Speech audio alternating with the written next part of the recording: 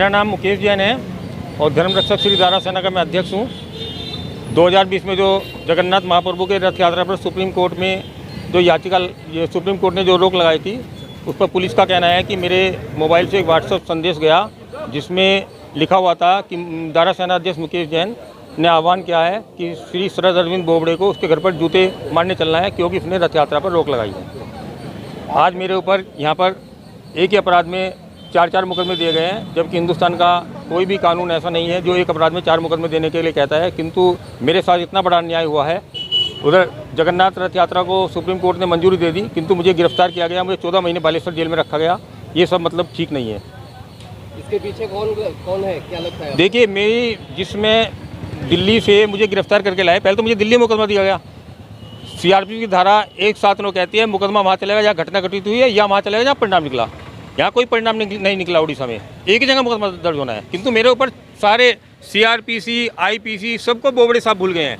और आपने ये यहाँ पर दिल्ली कटक के एक बहुत बड़े जज साहब हैं, तो सुप्रीम कोर्ट के भी चीफ जस्टिस रहे हैं, इन सब ने मिलकर मेरे खिलाफ साजिश रची है। यहाँ तक कि मेरी हत्या करने की साजिश रची गई है। आप देखिए, दिल्ली से मुझे 8 पुलिस अधिकारी पकड़ कर ले गए और 8 के 8 जब दिल्ली हवाई अड्डे पर मुझे भुवनेश्वर के लिए लेकर चले तो 8 के 8 वो पुलिस अधिकारी मुझे छोड़कर इधर उधर हो गए।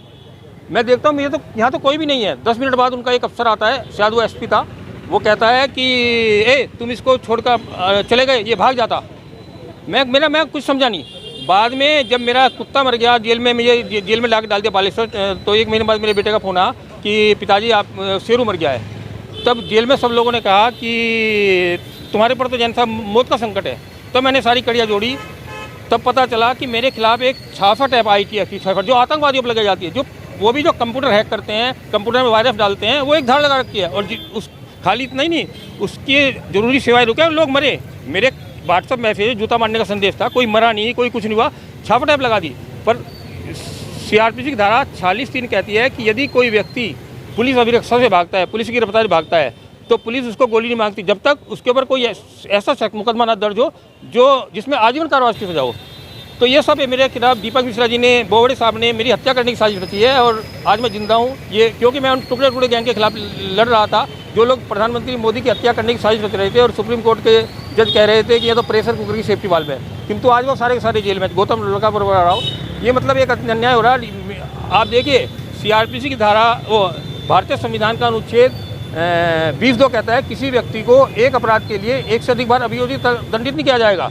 किंतु हमारी यहाँ की जज साहिबा जो यहाँ न्याय दे रही हैं, उन्होंने इसमें से अभियोजित शब्द काट दिया। मतलब कि किसी व्यक्ति पर, बोले संविधान में लिखा हुआ है किसी व्यक्ति पर एक से अधिक मुकदमे, एक से अधिक सजा नहीं होगी, मुकदमे चलाए जा सकते। मतलब ये संविधान में संशोधन कर रहे हैं, जिस संविधान में संशोधन का अधिकार केवल पार्लियामेंट पर, वो भी 2/3 बहुमत से। इस तरह की जज साहिबा यहाँ कर रही है। मेरे साथ पूरा अन्याय हो रहा है, अत्याचार हो रहा है। ठीक है, मैं डॉक्टर AP सिंह हूँ। मुकेश जैन का केस है, उसमें एडवोकेट हूँ यहाँ।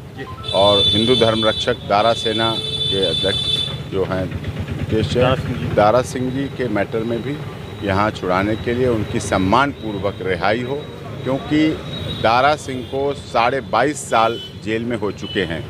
और भारत का संविधान कहता है access to justice for all, न्याय सबको मिलना चाहिए, न्याय सबको मिलते हुए दिखना चाहिए। उम्र कैद की सज़ा से भी अधिक जो दिया गया है वो पूरी कर चुके हैं। अब उनको सम्मानपूर्वक जो समय आ रहा है, उसमें प्रदेश के महामहिम गवर्नर साहब हैं, वो अपने संवैधानिक अधिकारों का प्रयोग करते हुए हिंदू धर्म रक्षक दारा सिंह को तत्काल प्रभाव से जो आ रहा है अब समय, इस बार में उन्हें अपनी महामहिम राज्यपाल की शक्तियों का प्रयोग करते हुए उन्हें रिहा किया जाना चाहिए, जिससे न्याय होते हुए सबको दिख सके। जब अन्य केसों में राजीव गांधी हत्याकांड आपने देखा, उसमें कितना बड़ा विभत्स कांड था, देश के माननीय प्रधानमंत्री के साथ था, उसके बाद भी उन्हें रिहा किया गया और वो छूट के बाहर हो चुके हैं। गुजरात वाले मामले में भी देखा आपने, रिहा हुए हैं।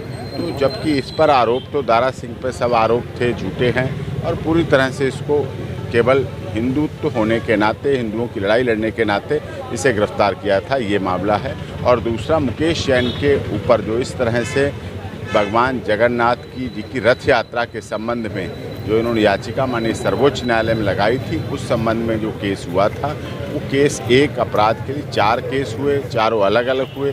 अब माननीय सर्वोच्च न्यायालय ने जबकि कह दिया है कि एक केस कर दिया जाए, वो एक केस इसमें होना है, क्लब होके होना है, उस पर होगा और उस पर चार्ज बनता नहीं, किसी तरह का भी चार्ज नहीं बनता है, आरोप बनता ही नहीं।